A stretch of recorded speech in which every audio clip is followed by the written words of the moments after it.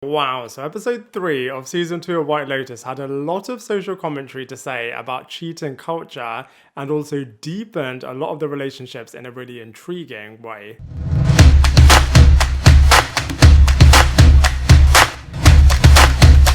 What is up, everybody? Welcome back to my channel, Lifestyle Critic. I hope you're having a brilliant day. So in this video, we are going to be reviewing episode 3 of season 2 of the White Lotus. And I have to say, I absolutely love this show, even though it is a little bit of a slow burn, and you just know that episodes 6 and 7 really are going to be those massive crescendo moments.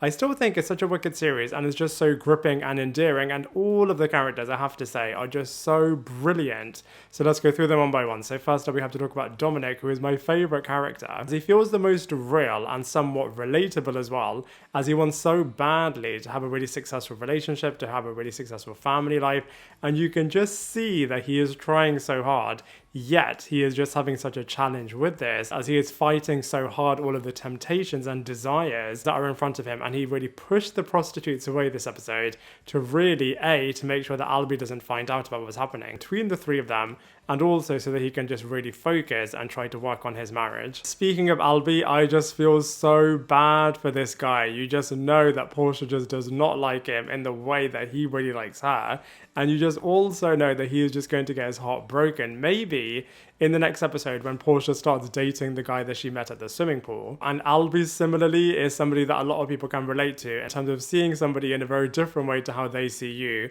And he is just such a nice guy, and is a true modern aged guy as well, in terms of his beliefs and his views, and how these differ, and such a generational gap between what he thinks and what his parents and the other generation think. Speaking of which, love that they showed this with the Bert character and with Aubrey's difference of views, and also Bert caught Dominic with the other two prostitutes who were leaving Dominic's room, and he nearly made Aubrey find out about this. I thought it was also really interesting at the Godfather Museum, just the difference of opinion, not only with their views on life, but also when Bert's time, they would really respect the elders, whereas I feel like this generation don't do it in the same way that the older generation definitely did do. I love the fact that Harper is trying so hard to have a really successful relationship with her husband Ethan, but also trying to make a lot of effort with Ethan's friends as well. So I'd absolutely loved how you can just see physically the Harper is just trying so hard with Daphne and Cameron, and everybody can tell this immediately. But I feel like Daphne kind of takes advantage of this, as she needs somebody to go to Noto with,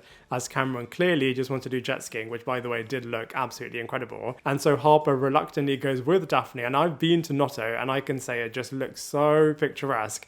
And I just love how they even captured the moments in terms of all of the guys just staring at Harper.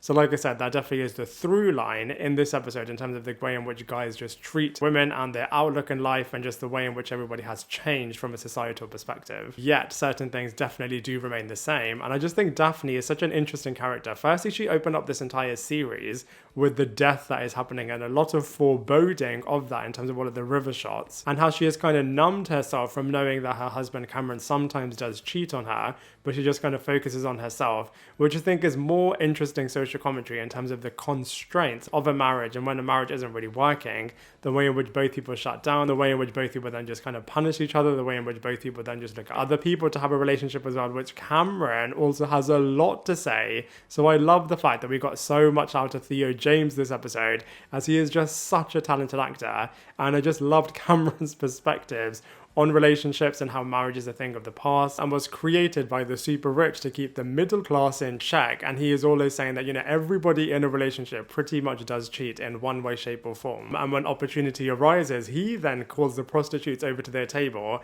and it seems as if Ethan is going to cheat, but that was definitely the big question of this episode in terms of, is Ethan going to give in to temptation in the same ways that Cameron and Dominic have? And Cameron was also pressuring Ethan in terms of going into business with him after this trip. So I feel like people like Cameron definitely do try their luck and definitely try to take advantage of any situation that they can do. Tanya was really, really great in this episode. I'm surprised she didn't call Greg on his cheating, even though she did realize and see this in the previous episode, but she was just reluctantly saying bye to him, and then immediately wants to speak to a fortune teller, but then just doesn't like what the fortune teller is telling her, so just kind of pushes her out quite literally. And then in terms of the through line of this episode, Tanya was also being stared at by a lot of people in the hotel, so I'm really intrigued to see what on earth Tanya will do next. And of course she kind of has Portia there to lean on, but will she push Portia too much?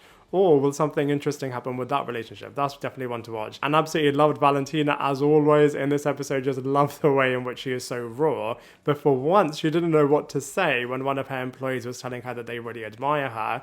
And of course, going back to the through line, even Valentina, when she is doing something as simple as trying to buy some coffee, she was also being hit on by someone. And then finally we have the prostitutes who were told no by Dominic in terms of he is not really interested in them anymore, as he is just focusing so much on his relationships and his family as well. So then I thought it was really interesting actually in terms of the through line. This time the prostitutes kind of turn it on their head, as they are the ones that are looking for men, so their next target / victims, in terms of leeching money off them instead. So I think it's such an interesting through line that they had in this episode, and it was just so brilliantly represented with the world, with the characters, with the incredible location of both Noto and Taormina. And I just have to say, episode 3 was so good. But now I'd love to hear from you. What did you think of episode 3 of The White Lotus? Let me know your thoughts in the comment section below. Otherwise, I look forward to seeing you in my next video.